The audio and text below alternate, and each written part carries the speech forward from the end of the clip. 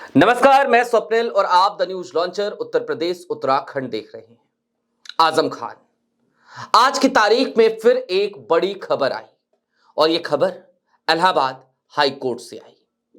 आजम खान के मामले की आज सुनवाई होनी थी, लेकिन ऐन वक्त पे हाई कोर्ट के जज समीर जैन उन्होंने खुद को सुनवाई से अलग कर दिया। कहा कि वो इस केस को नहीं सुनेंगे। आपकी स्क्रीन पर दैनिक भास्कर की एक खबर है। हाईकोर्ट के जज का आजम खान का केस सुनने से इनकार। जस्टिस समीर जैन ने कहा, मैं खुद को केस से अलग करता हूं।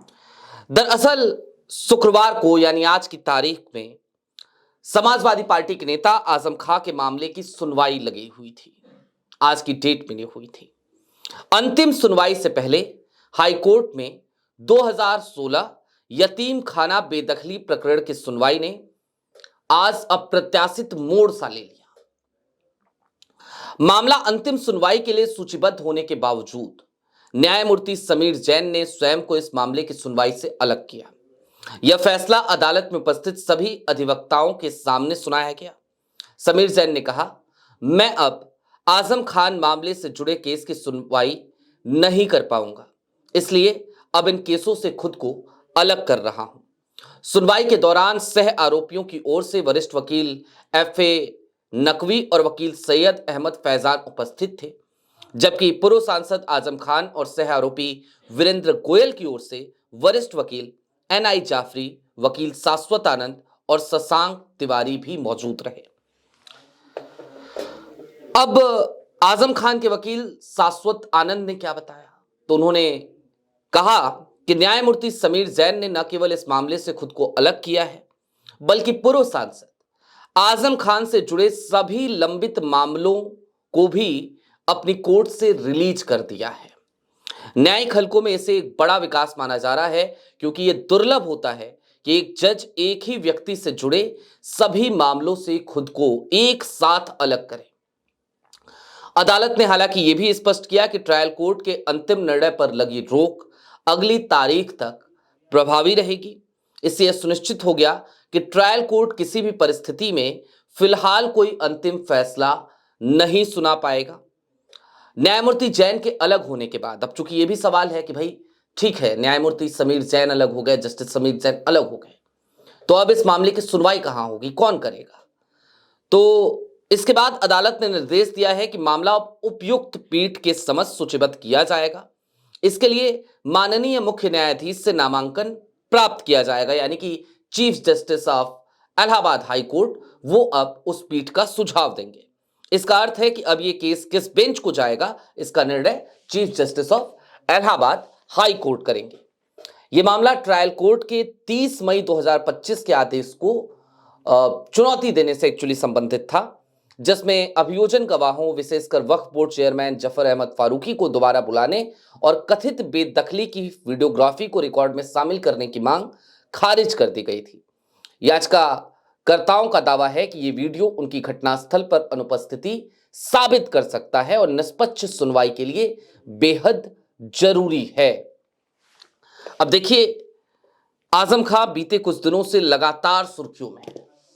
लंबे समय तक जेल में रहे, 5 साल से ऊपर का वक्त उन्होंने जेल में काट लिया अलग अलग समय काल में, और अभी हालिया दिनों में पैन कार्ड विवाद को लेकर उनके बेटे अब्दुल्ला आजम का जो पैन कार्ड था उसमें चूंकि अलग अलग डेट थी, 2 पैन कार्ड थे, तो इसको लेकर के आजम खान साहब को हालिया दिनों में अभी सजा सुनाई गई थी रामपुर की एमपी एमएलए कोर्ट ने।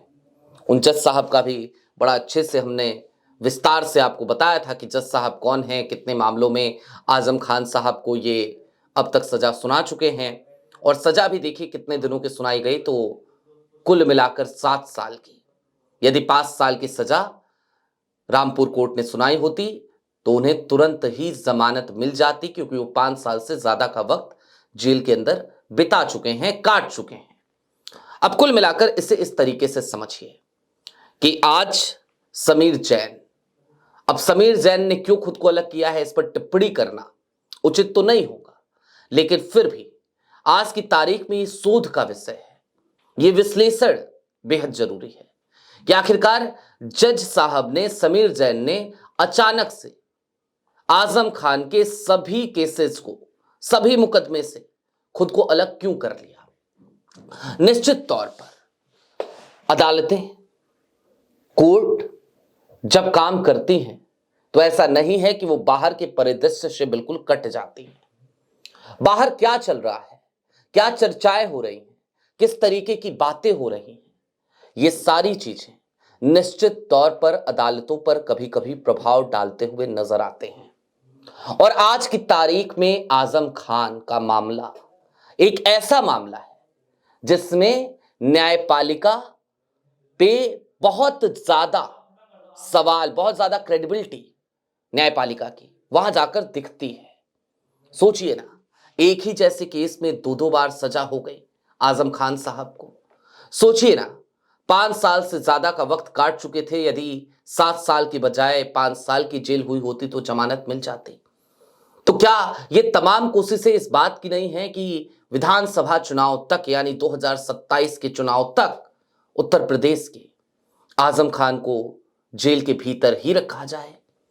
और अगर ये तमाम कोशिशें इस तरीके से दिखती हैं तो निश्चित तौर पर उन तमाम जजों पर भी जो अपने जिंदा ज़मीरी के साथ फैसले सुनाते हैं, मामलों को सुनते हैं, उनके ऊपर फर्क पड़ता है।